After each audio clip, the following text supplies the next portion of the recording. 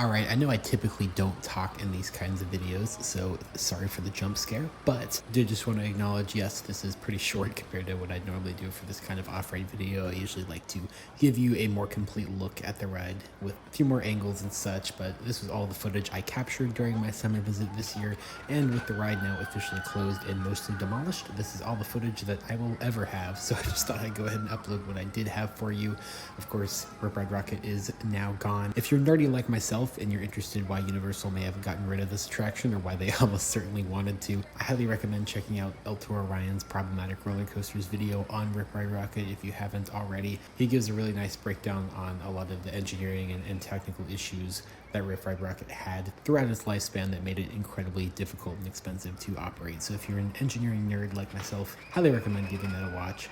Otherwise, thanks for watching this. Sorry for jump scaring you with this voiceover, and sorry I don't have more footage of Rip Ride Rockit to share with you, but the ride's gone, so this is all I will ever have to share. But there's lots of other footage out on the internet. This is one of the most photographed and, I don't know, is videographed a word? Videographed coasters on the planet, so there's plenty else out there to see from other channels if you want to look up. But thank you for checking out what I did have to share here, and I hope to catch your eye with you again very soon. Currently working on editing my last video from that Universal trip, the second day at Epic Universe vlog, and then there's a lot more stuff from the rest of the summer I just haven't gotten around to yet because life's been pretty busy in a lot of ways, and this is a hobby for me, obviously, so it's just whenever I get around to editing. But I am hoping to get through all my 2025 videos here as fast as I can, because it's already kind of crazy how late they're coming out. But thank you for those who are still watching them, and, you know, appreciate everybody who watches. So thanks. Hope to catch your eye with you again very soon.